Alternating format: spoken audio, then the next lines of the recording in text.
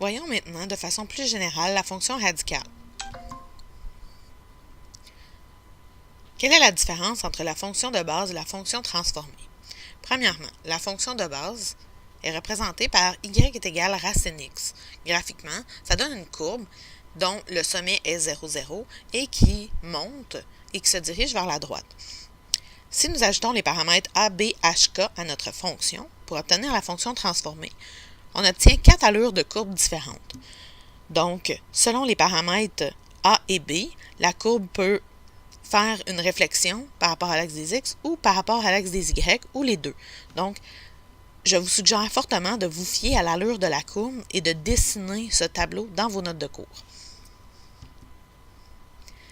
Pour l'étude de la fonction, vous pourriez tout simplement utiliser votre logique et dire « je connais le domaine, je connais le codomaine et je sais comment les trouver ». Par contre, puisque la fonction est toujours dans le même modèle, vous pouvez utiliser le tableau suivant et vous fier aux paramètres A, B, H, K pour déterminer le signe, les extrémums, la variation de votre fonction.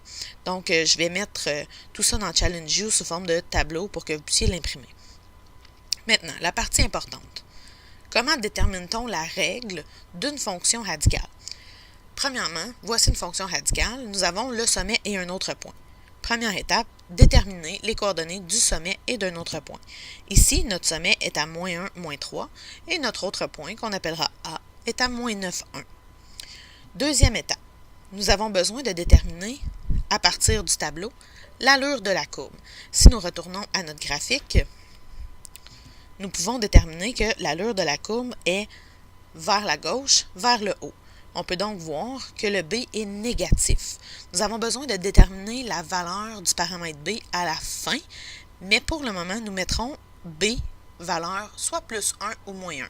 Selon l'allure de la courbe, ici, nous mettrons moins 1. Étape 3, nous devons remplacer dans la forme transformée les paramètres que nous avons trouvés ainsi que le point. Donc, y est égal à a, b, x moins h plus k. On remplace y par 1, x par moins 9, h par moins 1, donc moins 1 qui fait plus 1, et k par moins 3. Et mon paramètre b, on a dit qu'il était négatif, donc on met tout simplement un moins. Ensuite, on isole le paramètre a. Première étape, notre moins 3 s'en va de l'autre côté faire plus 3 pour obtenir 4. Et notre moins 9 plus 1 nous donne moins 8. Moins 8 nous donne 8. Et nous envoyons notre 8 qui fait une multiplication avec le a.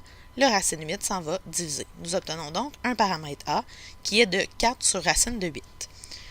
Finalement, nous devons rationaliser et réduire si nécessaire. Donc, dans le cas ici, en fait, racine de 8 va être réductible et en plus, il est au dénominateur, donc il va falloir rationaliser. Je multiplie par racine de 8 sur racine de 8 pour obtenir 4 racines de 8 sur 8.